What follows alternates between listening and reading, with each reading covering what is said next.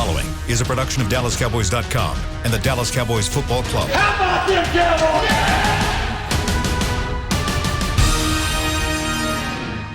This is Talkin Cowboys.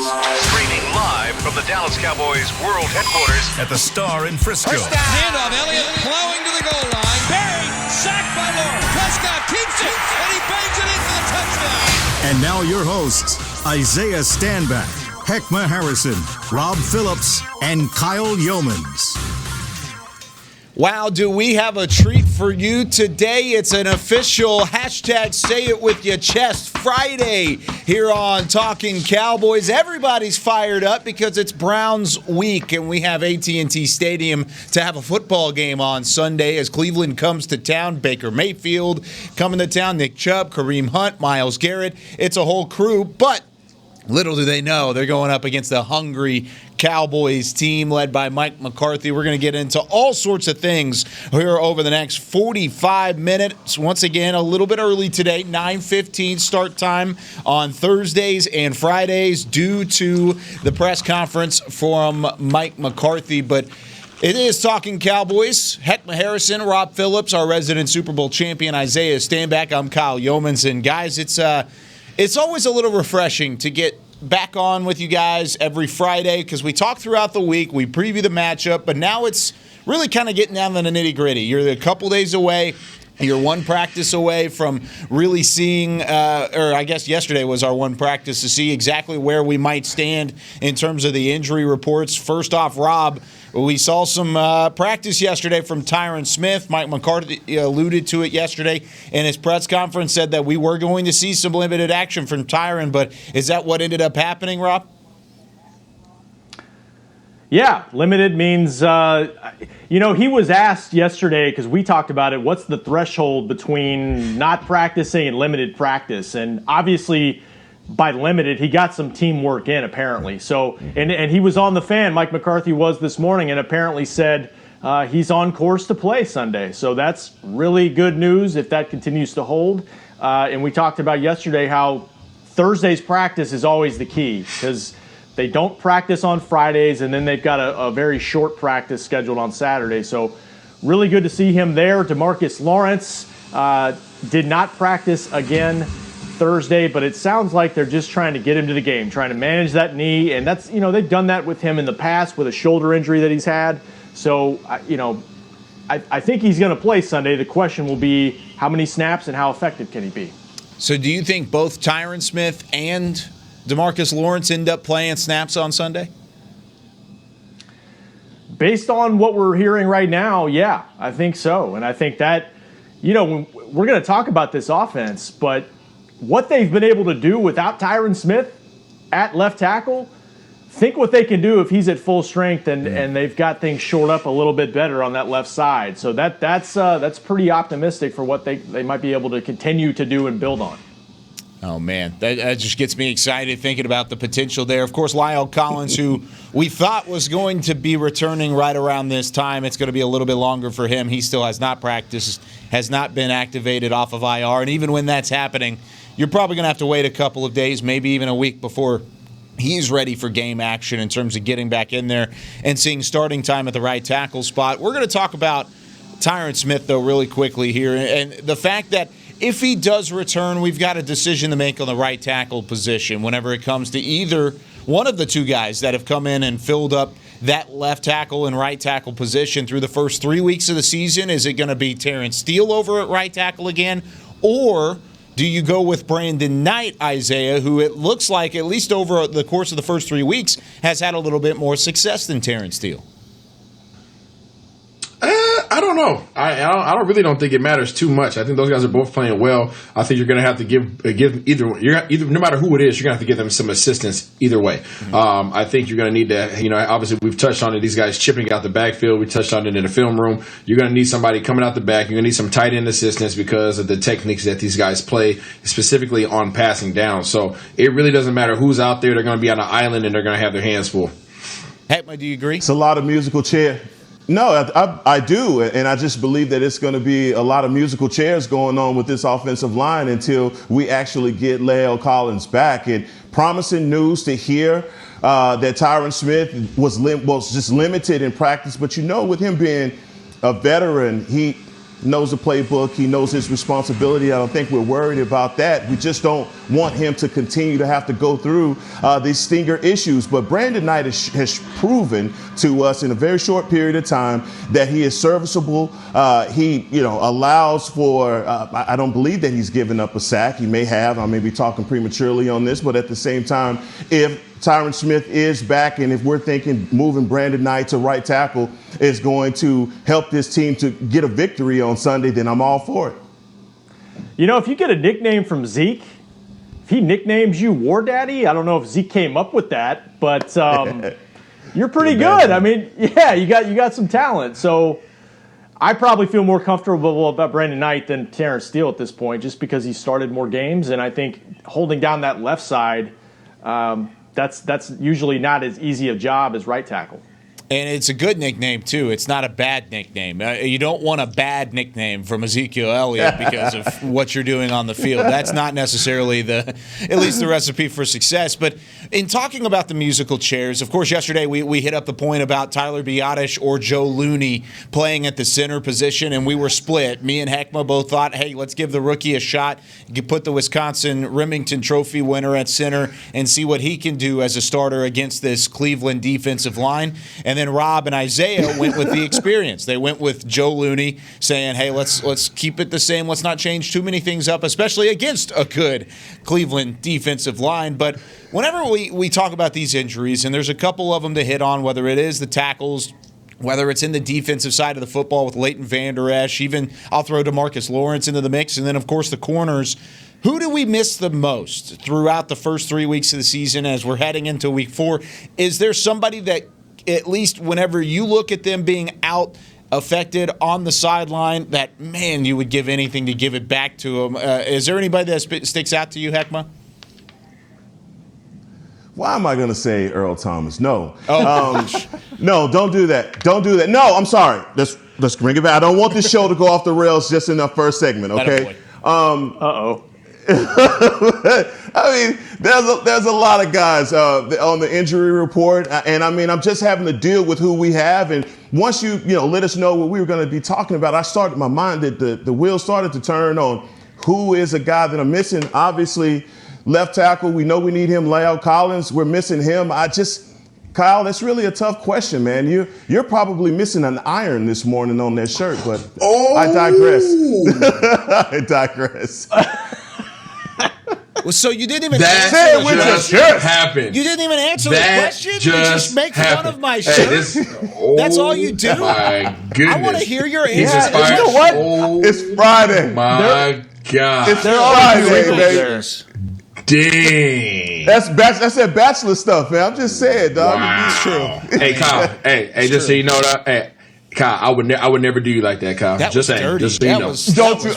Yes, you would. Yes, you would, Isaiah. Yes, you would, you're Isaiah. my favorite new member of the show, other than Rob Phillips. Or y'all are both tied for. I'm just saying. Come on now. Now, can you please give me the answer to the question? You didn't even answer it. Who do I miss? He was inspired by this debate the other day. Who do I miss? I miss Tyron Smith. Okay, so that was your answer. You just went on like a merry-go-round around it and then didn't actually say anything. Very long way of going about it. Isaiah, who you got? Yes, I'm going with the lone wolf. All right, the lone wolf. His presence is being missed because not only are teams averaging 5 yards per carry against the Cowboys right now, but this team that's coming in here averages over 5 yards per carry with their two dogs. So you need this dude in the middle. Jalen is not a middle linebacker. No disrespect to him. He can play the position. All right. Just like many people, I can go play punter too. Right. But that doesn't mean that's what I do. Jalen Smith needs to be able to have the freedom to roam free and run sideline to sideline. And right now he is not allowed to do that. We need Vander Esch back. We need him back 100% healthy. I don't know if that's something that we will get. But he is the most missed member of this team, and they are missing him direly. I love wardrobe talk because I used to do this show with Nate Newton, and he always took shots at what I was wearing. So Kyle is just part of it. I mean, it's just part of being on this show. Dang. I got to go with the cornerback position. Take your pick between Cheeto or Anthony Brown. They just need more numbers back there. They need more options back there. And but does Gerald McCoy count? Ooh, yes. I know he's not on the roster. He would have been if he didn't have that quad injury and got the release via injury waiver. But I think they could use his presence inside for sure. Trying to stop the run, trying to get more of a presence in that interior push, and they just don't have that. But I will say Tristan Hill has done a really nice job working in there and battling and trying to give him something with the extra snaps he's gotten. But I probably would go with corner just because, Trayvon Diggs is a really talented rookie, but he's the one constant back there, and that's really challenging for a second-round pick to come in and have that much on his plate right now because he's had some good moments and he's had some bad moments. And I think that's something that's kind of lost in this. And first off, I love your sleeper pick in Gerald McCoy because we were so excited about him, and he looked so good in training camp, better than any of the other defensive tackles. And then whenever he goes down with the injury, that's a guy that I really wish we had in the interior of that defensive line. But I agree with you on the secondary, though, because going into the year, it looked like it was depth at corner, depth in the secondary. You had three guys that could start, and then another three guys that wasn't necessarily a huge drop-off. But now with Cheeto out, of course with Anthony Brown out, you're limited in your options, and you had to go get a Brandon Carr. You had to call up a Savion Smith. You had to find a way to really fill those holes with guys that, of course, aren't necessarily up to par. And I think that's where we've struggled here over the last couple of weeks. Yeah, go ahead. Heck, you get him first because I'm coming in right behind you. There, Kyle, do you believe that if Anthony Brown had played last week that he would have made a difference in the Seattle, or Cheeto would have made a difference in the Seattle game? I think, either one of those guys would have made a difference. It might not have been a huge difference, Kyle. but you don't see the guys running 25 yards untouched down the field difference. Kyle. Okay. Kyle. I'm gonna have to disagree with you just on the merit of. That's fine. Yes, we did acknowledge that this is going to be a very competitive secondary, right? We did not say there was going to be a competitive secondary full of guys that are lockdown corners, right? That we don't have not one lockdown corner on this team. I think that is very competitive because there's not one person that distinguishes themselves above and beyond the others. That's why it's competitive. It's not competitive in the nature of that, oh my gosh, you have a Ramsey back here and then you also have a Darrelle Revis on the other side. Like, no, that's not what you have. You don't have any of those guys. And these first 4 weeks have not helped, right? It doesn't matter who you would have put over there. They're all going to get torched by one of these receivers. And that's okay. That's when you need your defensive coordinator to put you in the best situation possible. And he just hasn't done that.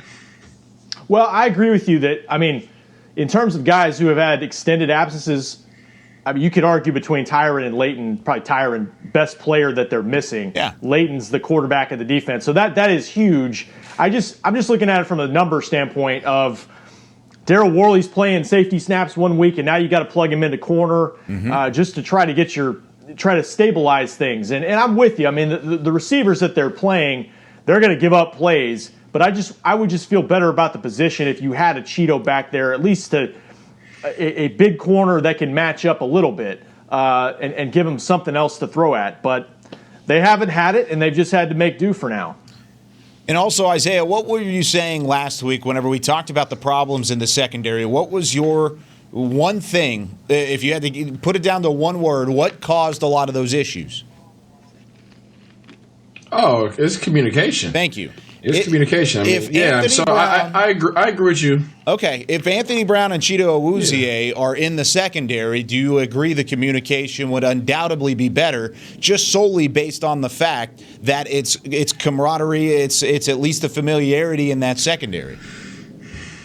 I get what you're going. I see what you're putting down. I pick up what you're putting down. Okay. However, the issues that occurred last week primarily occurred with the safeties, right? True. The safeties were the ones. Woods and Thompson were back there looking around at stuff that they weren't responsible for. So that's what really got them in trouble because they were playing. And it's kind of frustrating to hear them talk about how we have to pull back on what we're doing. Dude, you guys were running high school coverages, right? You guys were running cover 4. cover 2, cover 3. Like, these are the base coverages that you learn when you first put on a helmet. So this stuff's not complicated. But yes, communication was an issue, but it really occurred between the safeties. At the cornerback position, guys are just getting beat. Right. Plain and simple. The guys are just getting beat. Yeah. Some of these zone coverages really turn into man coverages depending on where the receivers are aligned at. So even though they might be playing zone, as long as that person remains in your zone, that's man-to-man coverage. And these guys are just getting ran by. Hey, Isaiah, I had one question for you on that track, though. The touchdown that, and you have to cycle through which touchdown it was, but the Lockett touchdown where he went across the field in the end zone. And never supposed to happen. Yeah, not in that coverage. Aikman said in the broadcast it looked like maybe Diggs thought they were in zone on one side of the field and the other side of the field playing man. Is that too much of a complex coverage, or I don't know, or is that just a mistake by a particular player?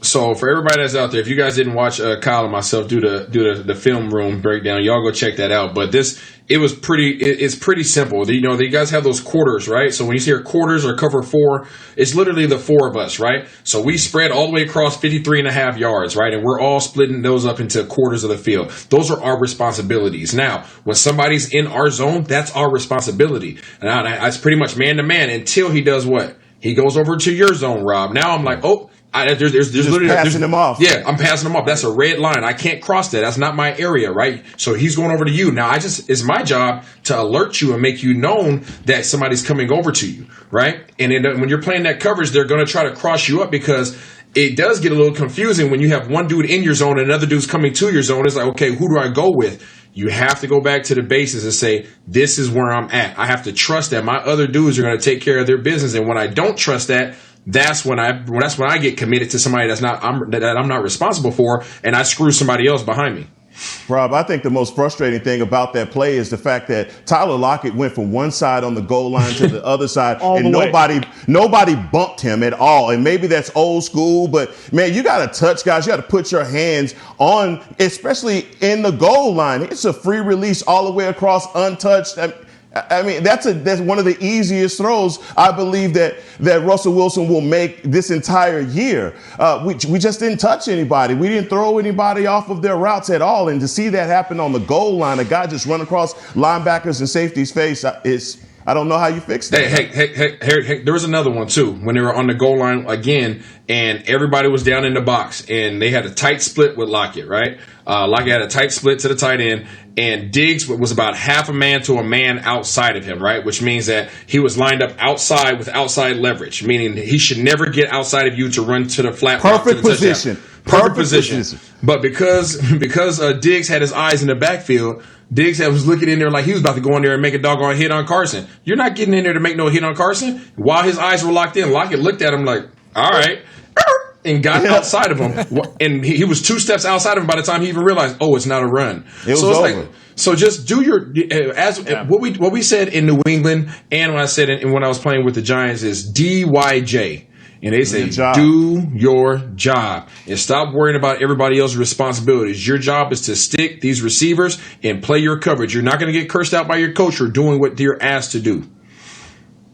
I think whenever you look at the secondary, the communication could be better. I think the scheme might have to be simplified even more so than what we had even talked about, because I know even Isaiah, like you said, they're running those high school, those college coverages, but it still seems to be a little bit more complex. Maybe – I don't know. It's tough to fix. It really is. And we'll see how they do that against Baker Mayfield in this defense. Yeah, you can't make excuses. You can't make excuses at all, especially whenever you're into week 4 of the season. No more of this. We didn't have an off season. We didn't have a long training camp. You're 3 weeks into the season. You're all professionals. I think this is the week where you have to see a turnaround, or else you've really got some issues on that defensive side of the football. Are you coming to the game this weekend? If so, make sure you know before you go. Wear a mask. Keep a distance and be prepared for cashless transactions. Please be aware of all safe stadium policies before arriving at AT&T Stadium. Visit DallasCowboys.com/safe stadium for details. Of course, that game coming up this week with the Cleveland Browns. When we come back, we've talked enough about the defense. I want to talk about something positive. How about, is this one of the best offensive attacks we've seen in Cowboys history? We discuss and debate when we come back on Talkin' Cowboys. Since 1865, Stetson hats are American-made with pride right here in Texas. And Stetson is proud to be on the field with America's team. Want to show your Texas and team pride too? You can. By purchasing your own Stetson, you can look just like how the flag guys do on field at every home game. Stetson hats, the official crown of all self-respecting Cowboys, and your favorite football team. Get yours today at shop.dallascowboys.com or at stetson.com. Want to use what the pros use? How about the official men's skincare brand of the Dallas Cowboys, Jack Black? Right now you can get the Jack Black Starter, a curated collection of Cowboys locker room favorites for just $10 with free shipping. The starter includes 4 Jack Black skincare favorites plus a full-sized intense therapy lip balm. Go to getjackblack.com/Cowboys and use the code word TEAMJB. That's getjackblack.com/Cowboys. The Jack Black Starter, $10, free shipping. Essilor is a proud sponsor of the Dallas Cowboys, helping fans see more and do more with our best vision solutions. Our lens technologies reveal a world more beautiful than you can imagine. For a limited time, get the Essilor Next Gen offer. When you buy the latest generation of Transitions lenses with select Essilor lenses, you can choose a second pair of clear lenses for free with qualifying frame purchases. Restrictions apply. Find a participating eye care professional by visiting EssilorUSA.com. Essilor. See more, do more. We're back with a tasty treat that's sweeping airwaves and taste buds. It's new Dr. Pepper and Cream Soda. Let's take a listen. Dr. Pepper and Cream Soda's here. A new combo that's music to my ears, okay. Let's play. Cream Soda and Dr. Pepper time. Pour it in a glass of ice. Ah, music to my ears and mouth. New Dr. Pepper and Cream Soda. A delicious duet. Back to Talkin' Cowboys.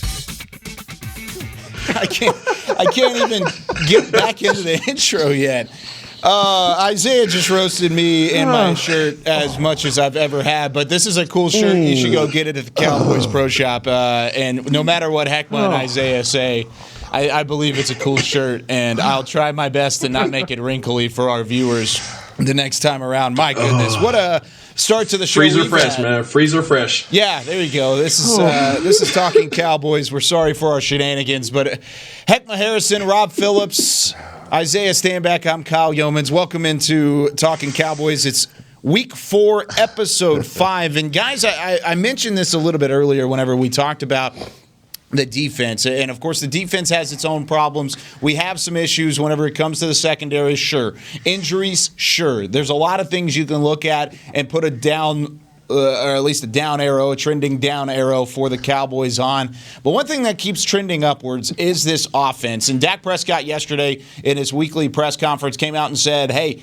this might be the most explosive offense I've been a part of. Now, of course, that's only dating back to 2016, but I want to ask, and Rob, we'll start with you on this one, just how explosive is this offense in terms of the grand scheme of things in Cowboys history and then also in Dak Prescott's short history with the franchise?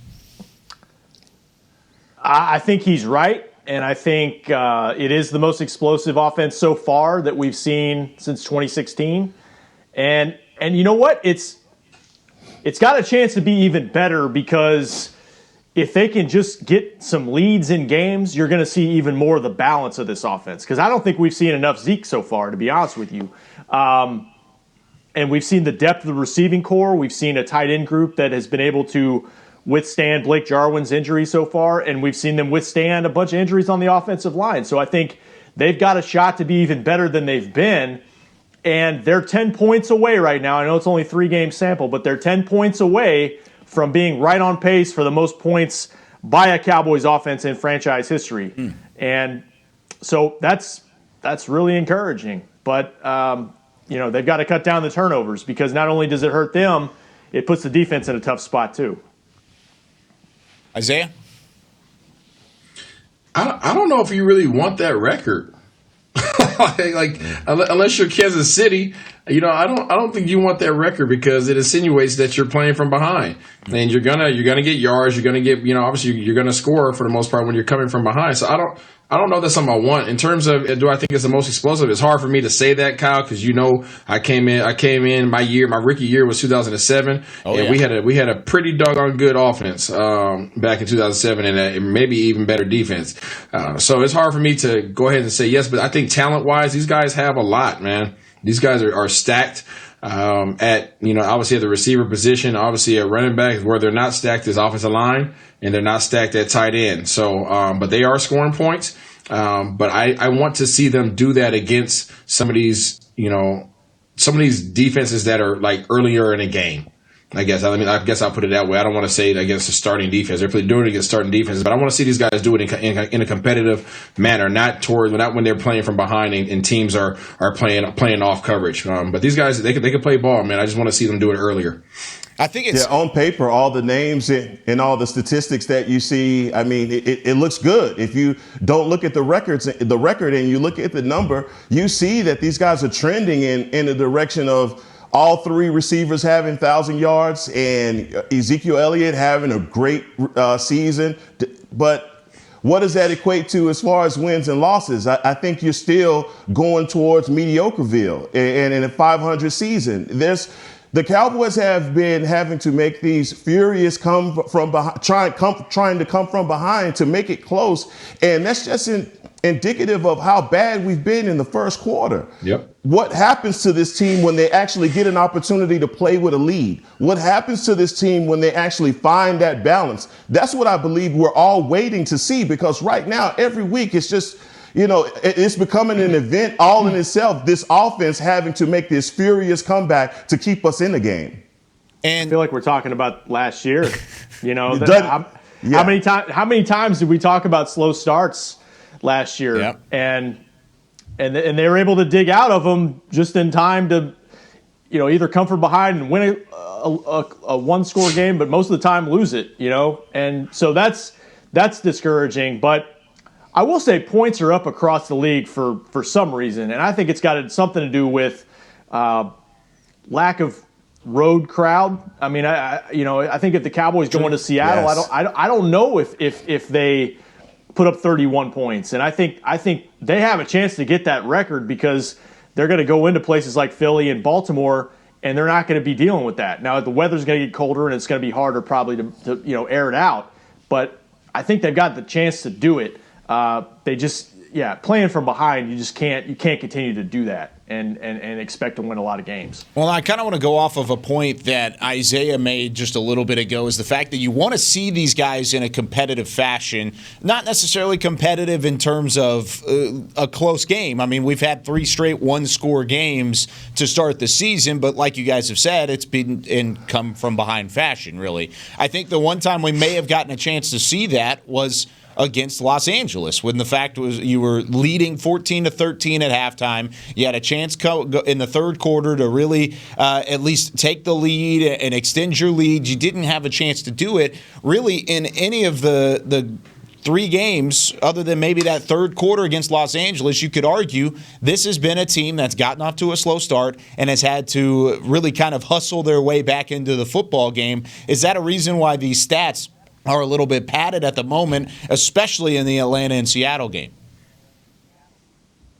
Absolutely. I mean, you're facing the best that teams have to bring to you usually in the first half. So, I mean, the first half is when your game plan is nice, it's tight, and when you get a lead, we've seen it. Atlanta showed it twice this year, back to back, and they showed it a couple years ago in the Super Bowl. When you get a lead, you tend to ease up. Right, you ease up. You start playing this kind of this blanket coverage on defense. Where it's like, hey, you can catch it. Go ahead. We're not worried about it. As long as you don't score a touchdown. Oh crap, our back's against the wall. Shoot, you score. Right. So you're willing to give up things when you have a lead, and that's why you're seeing these numbers inflated. Now, I'm not taking anything away from the ability of our team to be able to move the ball downfield and score points, but we haven't shown it against these teams in the first half when they're bringing their absolute best, and the game is as competitive as can be. And so that's all I'm saying. saying. And I know we haven't seen Zeke. Why haven't we seen Zeke? Well, we haven't seen Zeke because we're putting ourselves in bad situations. We're not executing on offense when these guys have their best. And now all of a sudden we have to throw the ball to get back in the game. So when you throw the ball to get back in the game, guess what? You're going to throw 57 times. You're going to have a bunch of yards. Receivers going to have a bunch of yards. Stats are going to be padded, but you're still 1-2. So what can we do earlier in the game to put ourselves in position to be what we are, which is a run-first team? I'm with you, Isaiah. That's run first team. I like how that sounds, as opposed to abandoning the run. And we have to do it, man. We've got to put ourselves in a position to find balance on offense. But Isaiah spoke to this a couple of weeks ago, that teams are going to stop. They're going to load up the box to stop Zeke. This football is about imposing your will. We can't allow that to happen. And I'm not saying run against a 10-man front. I'm just saying, look, we have to establish that part of it, of our offense, so that we're not throwing the ball 60 times. And also, guys, we got to go back over a couple of these games. I think just the decisions to the punts that the fake punts and all of the things that we've had to incur, the mistakes that we've suffered as a team, man, there's so much to try and clean up if you look at all of the past games. And this is a team coming into AT&T Stadium. The Cleveland Browns are tailor-made for the Dallas Cowboys. They are not going to present formation problems, their defenses and all that sophisticated. They are tailor-made for us and the strengths that we have. So, look, I don't want to call this a feel-good game, but just a lot of the things that the defense needs to do as far as pin their ears back and come after the quarterback. We can do that in this game if we can play with a lead instead of playing from behind. Yeah, that's how you're going to see Tony Pollard again. Now he can't put the ball on the ground, but I think if that's where you can see all of your weapons when you've got a chance to be more balanced. It was the disaster first quarter against Atlanta, but I guess I just point to that game more than anything and say the fact that you could fall behind by 20 points and be there for most of the game and still find a way to get 40 points and win it. I mean, you have a chance to be really dynamic offensively. But they're not where they need to be yet in any phase of the game. That's the thing about this, and that's why it's a little unsettling so far. That reminds me of last year because it's complementary football. All three phases have to work together, and they have yet to have a game where all three phases play well. And until they do that, they're going to have trouble winning games. It's going to be close games. But Rob, the way that this offense is set up and this entire team, they're set up to be a dominant force, right? This squad is stacked, right? When you start looking at position by position, all they have to do is be stubborn on offense. Be stubborn. Right? You're not going to wear down the front line or the front line and the front seven of a opposing defense if you abandon the run, right? Like pound the doggone ball. I don't care if you go 3 series, right? And just freaking punching in these dudes' face. Why? Because they're going to get tired, right? That D line is going to get tired. They're going to get worn down. They're going to get fatigued. The offensive line is going to continue to build confidence, right? They're going to impose their will. Zeke's going to get after it. Momentum's going to start building. Then play action starts popping off, right? The secondary starts getting their eyes in the backfield. So you have to be stubborn, and I'm talking to Kellen Moore. Be stubborn in your pursuit to establish the run game. Do not abandon it. I don't care if you have 3 and outs. Freaking pound the ball, right? Let these guys know that you trust them, and we're going to continue to get this thing established because otherwise you're not going to have a successful season. Well, and that kind of based off of what Heckma was saying earlier, that this is a Cleveland team that is tailor-made for the Dallas Cowboys. The one thing that kind of worries me a little bit is the defense for Cleveland can force some turnovers, and the Cowboys' offense, their one kryptonite, might be turning over the rock because we've seen that through the first 3 weeks already. If you look at Cleveland, they forced those top 5 turnovers against Washington. Now, yes, I know it was the Washington football team of teams and whatnot over there in the East Coast and stuff for Washington. But I think whenever it comes to holding onto the football, that's going to play a huge key in the first quarter is just finding a rhythm, establishing the run, finding a way to get Ezekiel Elliott the ball and hold on to the ball for Zeke and Tony Pollard if you wanted to get him involved as well. But how big is it actually to at least have that rhythm and get off to a hot start rather than slow things down? It's imperative. It's that's what we have to do in this game. And, Isaiah sounds like a coach, man. He talks in those coaches cliches. He does. I mean, that speaks to his background. And we have to win individual battles. That's just it. And Isaiah knows that. That's what coaches they talk about, and they pound it on these players. Win your individual battles. The Cleveland Browns are going to crowd the line of scrimmage. Each one of these guys are going to have an opportunity to win and show that they can win their individual battles. But Myles Garrett, Ogunjobi, all of these guys have this is in their wheelhouse to get to the quarterback, and not only just get to the quarterback, but create those turnovers. We've got to get in a rhythm. We've got to throw these guys off and not allow the Cleveland Browns defense to look at the film from some prior games and say, look, we could come into this game and do the exact same thing to this Cowboys team. We've got to bully these guys. It's got to be bully ball, and we got to take it to them. E-Honda style, Street Fighter. Ah, there we go. Get the big palm ready. Yeah, let's throw our second Street Fighter reference in this week. I love it. Before we head to break, whether or not you're watching from home or cheering in the stands with Essilor lenses, you'll see every exciting play. Book an appointment at your local Essilor experts and find the perfect lenses for you. See more, do more. Essilor. When we come back, it's one of my favorite segments of the entire week. Time to say it with your chest and predict not only the Cowboys game, I've got 3 more games for you coming up on the other side of the break. It's prediction time here on Talkin Cowboys. I'm Jay Novacek, former tight end for the Dallas Cowboys. Back in the day, I was the guy who always got the tough yards, and that's why I run with John Deere today. In fact, I have a John Deere 3025E tractor that can handle any yard work I need to do, even the tough yards way out back. So if you have 1 acre or 1,000, John Deere has the equipment that's just right for you. Visit a John Deere dealer today and run with us. We are the official tractor provider of your Dallas Cowboys. Essilor is a proud sponsor of the Dallas Cowboys, helping fans see more and do more with our best vision solutions. Our lens technologies reveal a world more beautiful than you can imagine. For a limited time, get the Essilor Next Gen offer. When you buy the latest generation of Transitions lenses with select Essilor lenses, you can choose a second pair of clear lenses for free with qualifying frame purchases. Restrictions apply. Find a participating eye care professional by visiting EssilorUSA.com. Essilor. See more, do more. We're back with a tasty treat that's sweeping airwaves and taste buds. It's new Dr. Pepper and Cream Soda. Let's take a listen. Dr. Pepper and cream soda's here. A new combo that's music to my ears, okay. Let's play. Cream soda and Dr. Pepper time. Pour it in a glass of ice. Ah, music to my ears and mouth. New Dr. Pepper and Cream Soda. A delicious duet. Want to use what the pros use? How about the official men's skincare brand of the Dallas Cowboys, Jack Black? Right now you can get the Jack Black Starter, a curated collection of Cowboys locker room favorites for just $10 with free shipping. The starter includes 4 Jack Black skincare favorites plus a full-sized intense therapy lip balm. Go to getjackblack.com/cowboys and use the code word TEAMJB. That's getjackblack.com/cowboys. The Jack Black Starter, $10, free shipping. Back to Talkin Cowboys.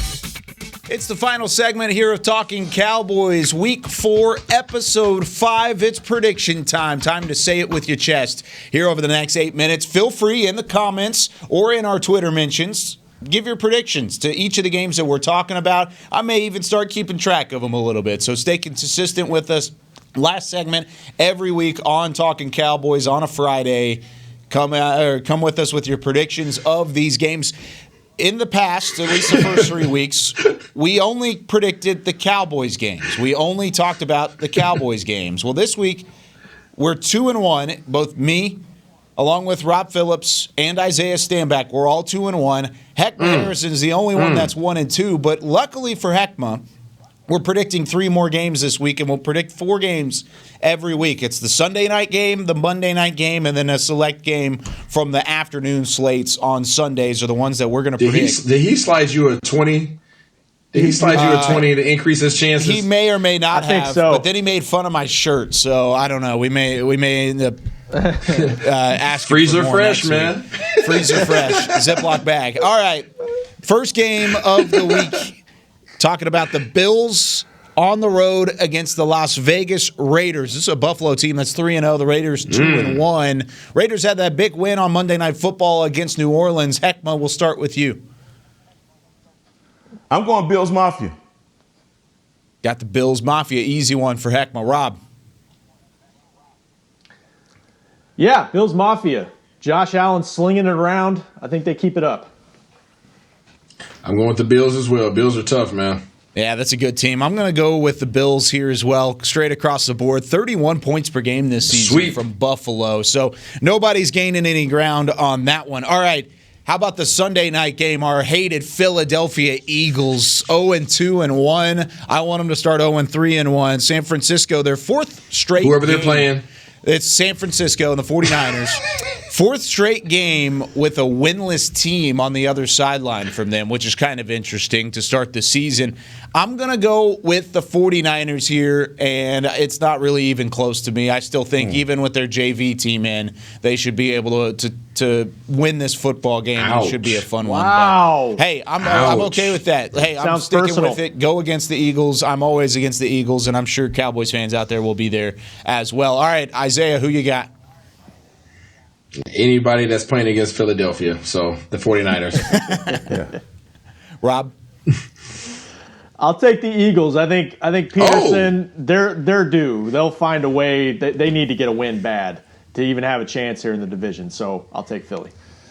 Man, because of where we are in the NFC East, we desperately need for the Eagles to continue their losing ways, and that's why this game this Sunday is so important for us in our standings in the division. I'm going to say the Eagles lose. All right. I'm going with the 49ers. There you go. And it is on the road at San Francisco, so hopefully that provides a little bit of interesting tidbit in terms of the East Coast all the way over to the West Coast, and hopefully the 49ers pull that out and help the Cowboys. But I agree. I think Philly is definitely due. I just don't want them to win, so I'm picking the 49ers. All right. See, yeah.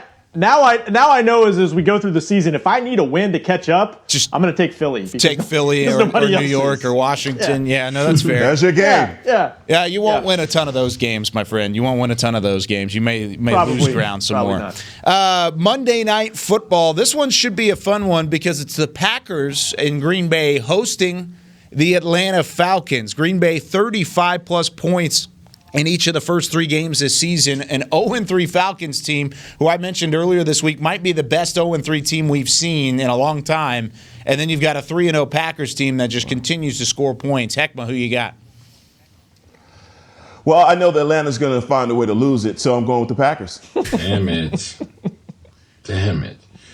I am going with Aaron because they pissed him off by drafting a first-round quarterback. That's just not something you do, so they made him angry, and he's on a rampage right now.